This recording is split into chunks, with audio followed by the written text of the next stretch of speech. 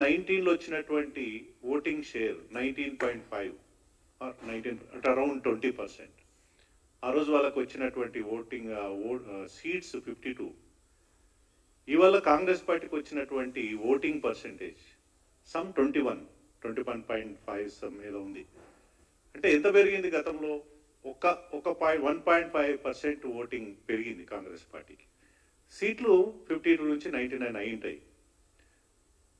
ఇక్కడ ఎంత విచిత్రం ఉందంటే, మనం చాలా ఒక స్టూడెంట్ 100 మార్కులకు ఎగ్జామ్ రాస్తాం, సరే 75 మార్కులకు మేము భారతీయ జనతా పార్టీ అబ్కీ బార్ 400 పార్ ఎందుకన్నామంటే 543లో 400 అబ్కీ బార్ 400 అంటే మాకు 75 మార్కులు రావాలని.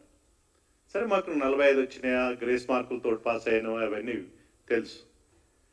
కాంగ్రెస్ పార్టీ పరిస్థితి ఎంత నవ్వులాటగా ఉందంటే, గతంలో వాళ్ళకు 100 మార్కులకు ఎగ్జామ్ రాస్తే 9 మార్కులు వచ్చినాయి 2019లో. ఇప్పుడు వాళ్ళు 100 మార్కులకు ఎగ్జామ్ రాస్తే 18 మార్కులు వచ్చినాయి. అంటే ఫెయిల్ అయ్యి సంబరాలు చేసుకుంటున్నటువంటి ఒక స్టూడెంట్ని మనం రాహుల్ గాంధీ రూపంలో చూడవచ్చు. ఎవరైనా ఫెయిల్ అయితే దావతులు చేసుకుంటారా? పాస్ అయితే చేసుకుంటారు. మినిమం 35 మార్క్స్ వస్తే సంతోషపడాలి.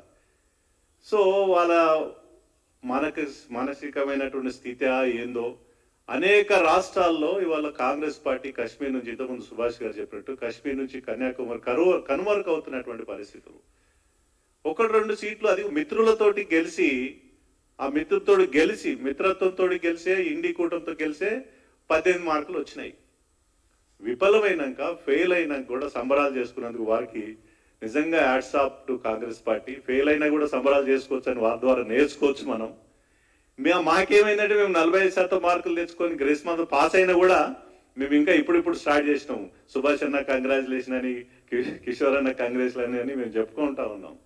ఇవాళ ప్రజలు ఎక్కడ పొరపాటు జరిగింది, ఏం జరిగిందని కొంత అసెస్ చేసుకుంటున్నారు, రియలైజ్ అవుతున్నారు. ఒక ఓవర్ కాన్ఫిడెన్స్ గా ప్రజలు ఎట్లయినా గెలుస్తారని, ఇప్పుడు రాజుగారి పాలకుండలో పాలు పోసినట్టు, నేనొక్కడు ఓటు వేయకపోతే ఏమవుతుంది? అందరు ఓట్లు వేస్తున్నారు, నేనొక్కని అలా పాలు పోయకపోతే ఏమవుతుంది అన్నటువంటి కథలో చాలా మంది ఓటర్స్ నిన్నప్పటి నుంచి ఇట్లెట్లా అయిందన్నా, మేము ఓటు వేయలేదు, వేయాల్సి ఉండే అన్నటువంటి వార్తలు చాలా దేశవ్యాప్తంగా జరుగుతూ ఉంది. ఇప్పుడు జరిగినటువంటి పొరపాటు ప్రజలుగానే రియలైజ్ అవుతున్నారు, ఇట్లాంటి పొరపాటు భవిష్యత్తు జరగకూడదని.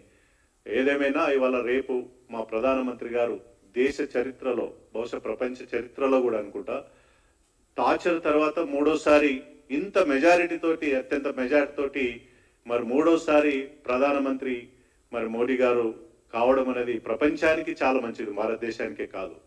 నెహ్రూ గారు కూడా అయ్యిండ్రు 1962లో, చైనా వార్ తర్వాత అయ్యిండ్రు. ఆయనకు అప్పట్లో అపోజిషన్ లేదు. కాంగ్రెస్ పార్టీ ఏకఛత్రాధిపతిగా దేశాన్ని పరిపాలించింది, మొదటిసారి అంటే, రెండోసారి, మూడోసారి. కానీ ఇంత తీవ్రమైనటువంటి ఇండి కూటమి 40 పార్టీలు కలిసి మమ్మల్ని ఓడించే ప్రయత్నం చేసినప్పుడు కూడా ప్రజలు ఈ దేశం కోసం, ఈ ప్రపంచం కోసం మళ్ళీ మోడీ గారి నాయకత్వం అవసరమని మూడోసారి వారు గెలిపించి, రేపు చారిత్రకమైన సందర్భం, మరి 9వ తారీఖు వారు ప్రమాణ స్వీకారం చేస్తున్నందుకు తెలంగాణ శాఖ ద్వారా వారికి అభినందనలు తెలియజేస్తూ, మరి ఒక పాయింట్ చెప్తాను, మిగతాది మన కిషోర్ అన్న చెప్తాడు. బహుశా నిన్న రాహుల్ గాంధీ మాట్లాడిన అదే పాయింట్ కదన్నా. ఆ పాయింట్ నేను బికాజ్ ఐఎమ్ కామర్స్ స్టూడెంట్, నాకు ఎంఫిల్ బ్యాక్గ్రౌండ్, కామర్స్ బ్యాక్గ్రౌండ్, ఒక పాయింట్ చెప్తా ఉన్నాను. Security exchange board of India 1992లో ఒక రెగ్యులేటరీ అథారిటీ చట్టాన్ని తీసుకొచ్చింది. అది ఎట్లాంటిదంటే ఒక పోలీస్ స్టేషన్ లాంటిది. దొంగతనం జరిగితే మనం ఎక్కడికి పోతాం? పోలీస్ స్టేషన్ పోతాం. అట్లనే స్టాక్ మార్కెట్లో ఏదైనా స్కామ్ జరిగితే, దొంగతనం జరిగితే, ఎవరైనా ఇన్వెస్టర్ కావచ్చు, దానిపైన ఉన్నటువంటి ఆసక్తి ఉన్న వ్యక్తులు ఎక్కడికి పోవాలా? ఈ స్కామ్ జరిగింది సెక్యూరిటీస్ లో అని చెప్పేసి ఆ పోలీస్ స్టేషన్కి పోవాలి, ఆ సెబీకి పోవాలి.